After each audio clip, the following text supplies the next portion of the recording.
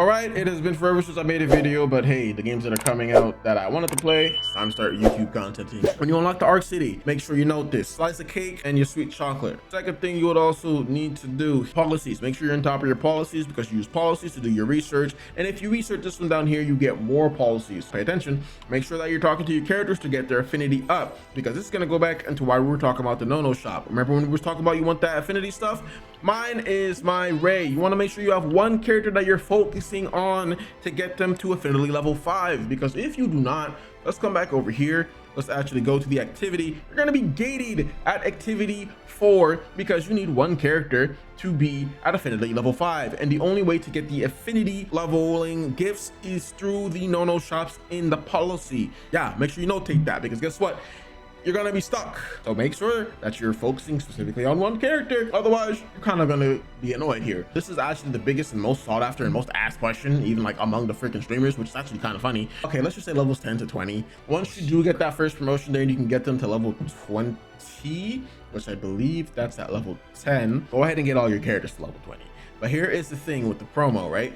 As you can see, you do have these universal tactic certificates. You have those for both your combatants and you have those for your partners. They do increase in conversion rate. You see how it's blue and like I have 6 of these? Well, clearly, you know, 6 is not enough to cover for 32, but I do believe the conversion rate is like 2 or 3 of the universals for when it's blue, because it is a 1-to-1 ratio when it is gray. It's a 1-to-1 ratio. I would go ahead and just use the certificate there, because that's only 8 and you get a ton of them, so you should be able to get a decent amount of characters, at least 6 or 7 to, well, actually you should really be getting more than that. Now I would say after that, that's when you're gonna come over here, click on it, go to process materials, right? Hit it for 3 challenge attempts. There's no specific drop rate. It's just kind of like how much you get is how much you get. If you're lucky enough to get 10 in one of your 3 ones, like how I was, personally, I would come back over here because I believe it's 15 from 20 to 30. I would go ahead and use the conversion rate again. Does it hurt doing that? Frick yes. But if you want to get ahead, or if you want to, you know, just whoop without spending all your stamina just on that, then that's what you're gonna do. But keep in mind, you have to be level 20 to get them to level 30. So that's gonna be kind of where you guys are like, well, damn, what do I do? It's not actually hard.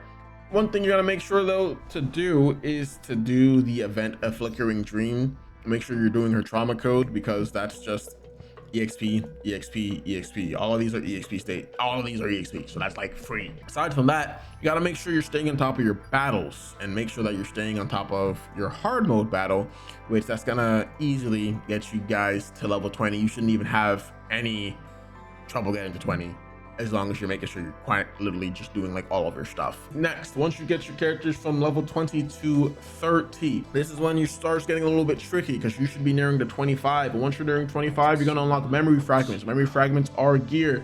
Do not farm for gear. As you can see, I do have a little bit here, but do not farm for gear. That is not to play. Go ahead and look towards your potential. You're gonna want to get your characters to P4. Why? P4 is unique traits. P5, or not P5, just like P7, and then this is like P9, whatever. But P4 is when you get your first major node that actually gives your character specific traits. Like, this is honestly, at least me personally, I haven't seen this before. Usually stuff like this would be locked behind dupes. Like dupes, they do their own thing, and then you have the potential too. So I like that. We need more of this in games. That's actually freaking amazing. But key thing to take here, one is the basic card, because all of them are always basic card, right? Come over here, look at it, basic card. This one's going to be basic, and then the last one's going to be unique status, right? But you want to make sure you get your character to their P4, because P4 is when I feel like they really get that jump in usability and viability here. Because let's go ahead and look at Teresa, for example. Hers gives her dagger throw agony. If you guys don't know, her dagger throws do not have agony. The only thing that would have agony is the shadow daggers when they are created. But when you get her to P4, everything is agony now. So that's amazing. You go to Nia, hers is to give her amp theories, elasticity. And then we're gonna go ahead and look at Cassius's here, which, oh, yep, hers was to add 30% draw rate to his card and wild card. P4 is like quite a jump in usability, or a jump in what they can kind of do and functionality. The other thing I would tell you to do is make sure that you do max out that first potential here, the basic card ones, because that's, look at that, that's 26%, right? I'm pretty sure that's because it's 13, because I do have 2 dupes in here. I believe that the base is only 20%. Let me make sure here. Yeah, the base is 20%. Now, once you have your 4 to 5, 6, 7 characters maxed out with their potential, then you can start looking at the neutral cards, because neutral cards are very niche, very niche. Do not sleep on how niche they are. Now, when I say that they are niche, I mean what they can do, right? Now, a lot of neutral cards do stuff like exhaust, they do stuff like draw. It is very, okay, I don't want to say very few, but I'm just gonna say the word very few. But there is very few of them where they be like, oh, they'll give a shield, or oh, will do a damage, or oh, will amp damage, so on and so forth. You kind of see what I'm getting at here. So let me go ahead and look at one of my neutral cards, for example, because I don't really actually have too much in my builds. I think everyone has one. Yeah, like this one, right? Exhaust combo 2. Right? Exhaust, when this card is used, it goes into the whatever pile. So this is kind of good for him because it exhausts. It also draws the cards or whatever. But here's the thing with that, right? Neutral card damage, shield gain, and healing amount. Yeah, remember, majority of the cards don't actually do any of those. The majority neutral cards are utility based. There's very few that does the damage, shield, and healing amount.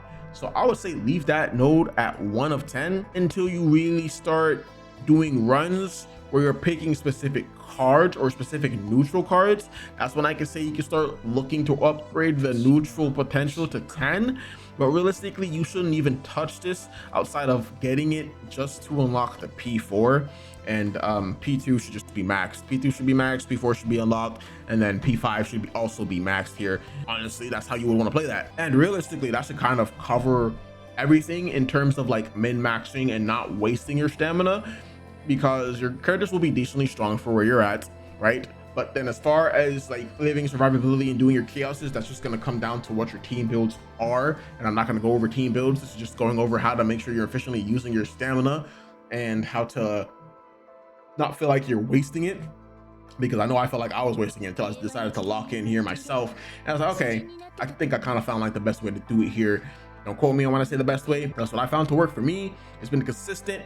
I'm also going to start doing some higher level chaoses here because I do want to start seeing some 40Ks here. As you can see, I did a little bit of the City of Mist here. I'm actually going to do some more here. That's going to be it for this video, guys. Bye bye.